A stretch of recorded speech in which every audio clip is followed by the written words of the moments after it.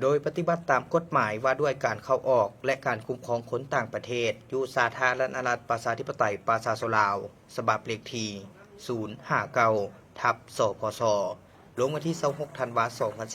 2014ข้อตกลงว่าด้วยการร่วมมือสร้างตั้งศูนย์ร่วมมือเวียกงานตำรวจลาวจีนระหว่างกระทรวงป้องกันความสงบลาวและจีนลงวันที่4ธันวาคม2020ตามการประสานสมทบเฮ็ดเวียกตัวจริงร่วมกับเจ้าหน้าที่ตำรวจสาธารณรัฐประชาชนจีนประจำอยู่ศูนย์ร่วมมือลาวจีนและปฏิบัติตามสัญญาแผนการร่วมมือระหว่างลาวจีนในการแลกเปลี่ยนข้อมูลข่าวสารและการส่งตัวผู้ถูกหาที่เป็นคนต่างประเทศโดยเฉพาะคนจีนกลับคืนประเทศเพื่อดำเนินคดีหลังจากถูกกักตัวได้อยู่ที่สาธารณรัฐประชาธิปไตยประชาชนลาวดังนั้นในวันที่4กรกฎาคม2026กรมตำรวจคุ้มครองคนต่างประเทศกรมใหญ่สันติบาลกระทรวงป้องกันความสงบลาวสมทบกับคณะศูนย์ร่วมมือเวียกงานตำรวจลาวจีนได้นำส่งและมอบผู้ถูกหากลุ่มแก๊งฉ้อโกงทรัพย์ทางโทรคมและการสื่อสารหรืออาชญากรรมทางระบบคอมพิวเตอร์หรือแก๊งสแกมเมอร์สัญชาติจีนจำนวน174คนหญิง4คนให้กับเจ้าหน้าที่ตำรวจสาธารณรัฐประชาชนจีนสืบต่อดำเนินคดีโดยผ่านด้านสากลบ่อเต็นแขวงหลวงลำทา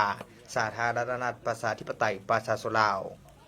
การมอบผู้ถูกหาครั้งนี้แม้นหลังจากเจ้าหน้าที่วิสาเฉพาะกระทรวงป้องกันความสงบลาวได้ติดตามกวดกาและแก้ไขเป้าหมายดังกล่าว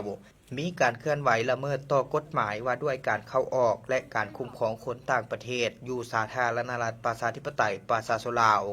บ่เข้าออกตามด่านที่ทางการกำหนดเฮ็ดเวียกบ่ถูกเป้าหมายดำเนินธุรกิจประกอบอาชีพโดยบ่ได้รับอนุญาตและลักลี้ซ่อนอยู่สาธารณรัฐประชาธิปไตยประชาชนลาวกลุ่มคนดังกล่าวแม้นมีการเคลื่อนไหวที่ติดพันกับการก่ออาชญากรรมฉ้อโกงทรัพย์ทางระบบโทรคมและการสื่อสารหรืออาชญากรรมทางระบบคอมพิวเตอร์ก็คือกลุ่มแก๊งสแกมเมอร์ซึ่งผู้ถูกหาจำนวนดังกล่าวแม้นถูกขึ้นบัญชีและจัดส่งมาจากหลายภาคส่วนคือกรมตำรวจคุ้มครองคนต่างประเทศกองบัญชาการป้องกันความสงบนครหลวงเวียงจันทน์กองบัญชาการป้องกันความสงบแขวงคำม่วนกองบัญชาการป้องกันความสงบแขวงเวียงจันทน์พร้อมเครื่องของกลางการกระทำผิดจำนวนหลายรายการ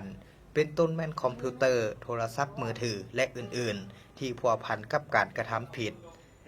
พิธีมอบรับตัวผู้ถูกหาครั้งนี้ต่างหน้าเจ้าหน้าที่ฝ่ายลาวเซ็นบทบันทึกมอบรับโดยท่าน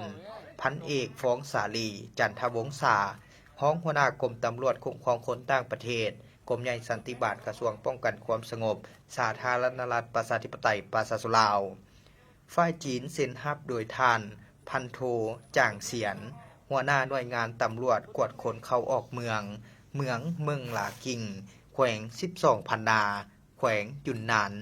สาธารณรัฐประชาชนจีนโดยมีคณะรับผิดชอบทั้ง2ฝ่ายเข้าร่วมเป็นสักขีพยานต่อกับปรากฏการณ์ย่อท่อดังกล่าวจึงขอเรียกร้องมายังประชาชนบรรดาเผ่าในสังคมสาวหนุ่มวัยหนุ่มจงเป็นเจ้าการร่วมกันในการป้องกันและสกัดกั้นปัญหาดังกล่าวมีสติระวังตัวบ่ให้ตกเป็นเหยื่อของกลุ่มคนบ่ดีถ้าหากพบเห็นกลุ่มคนที่น่าสงสัยแม้นสามารถแจ้งต่อเจ้าหน้าที่วิสาเฉพาะหรือโทรแจ้งได้ที่เบอร์1533ตลอด24 ชั่วโมง